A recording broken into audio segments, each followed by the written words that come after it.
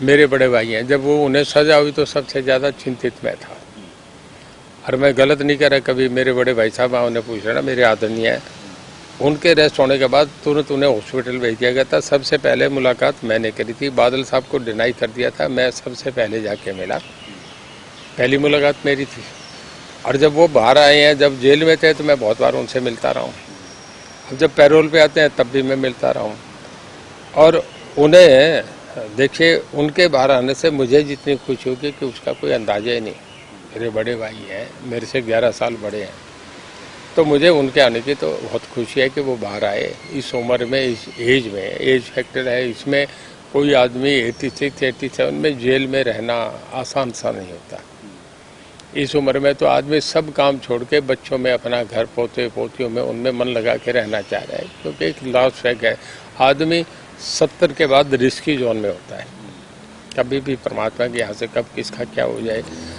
तो अब वो 86 है, घर में बैठे हैं, बच्चों के साथ बैठे हैं, अपने दोस्तों को जिनको चाहे फ़ोन करते हैं, बाहर भी उनके दोस्त हैं, उनके भी फ़ोन आते हैं। अभी भी मैं मिल के आया था, जब उनका एक्सीडेंट हुआ तब भी मैंने फ़ोन पे उनसे पूछ लिया था। जब उनके प्लास्टर हो गया बीच में, वो जब उन्हें प्लेट लगी थी, उसके बाद भी मेरी फ़ोन पे बात हुई।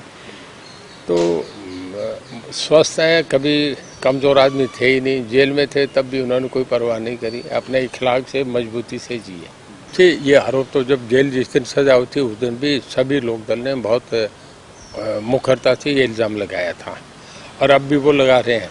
देखिए, ज़मीन जो दोनों की है वो देहात में है, तो आप भी समझते हैं, मैं भी समझता हूँ, है तो पॉलिटिकली मामला।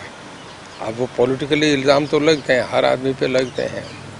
मोदी जी भी कहा करते थे माँ बेटे की सरकार नहीं चलेगी, नहीं चलेगी, और लोग हाथ उठा के कहते थे हो गया। तो ये तो एक हर आदमी अपना पॉलिटिकली मार्च आगे बढ़ाने के लिए इल्ज़ाम लगाते हैं कि वो लोकदल जो देवीलाल का लोकदल था उसमें मैं भी था, वो बहुत बार स्प्लिट हुआ।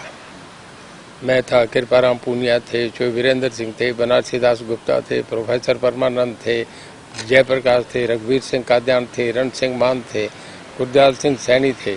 हम सब छोड़ छोड़ के बाहर आ गए। और उसके बाद दोबारा ओम प्रकाश जी चीफ मिनिस्टर बने, जब 3 बार बराबर रोज सरकारें बनी, टूटती रही। ये जब हम सरकार से इस्तीफा दे के गए थे ये हुआ था। इसके बाद बच्चे भी आपस में डिवीजन हो गया, जैसे मेरा ओम प्रकाश जी को हुआ, उसके बाद अजय अभय में भी हो गया। तो जब स्प्लिट होता है, ऐसे ही कांग्रेस स्प्लिट होती गई, उससे शरद पवार चले गए, उससे ममता बनर्जी चली गई, उससे चो चरण सिंह चले गए, चो देवीलाल चले गए, चो भजनलाल चले गए, चो बंसीलाल चले गए। तो कमज़ोर तो होती है, कुदरती बात है कि जब एक ही जहाज में चढ़े सब आदमी उतरते जाएं। तो मैं नहीं मानता कि चो देवीलाल तो देखिए नॉर्दर्न इंडिया के लीडर थे, वो तो देश में नेता, वो नेहरू परिवार के बाद पहले आदमी थे जिन्होंने ये डिक्लेयर कर दिया। नेहरू फैमिली तो कर देती थी, कभी मनमोहन सिंह को बना दिया, कभी गुलजारीलाल नंदा को बना दिया, जिसको चाहे वो प्राइम मिनिस्टर, कभी नरसिम्हा राव को बना दिया।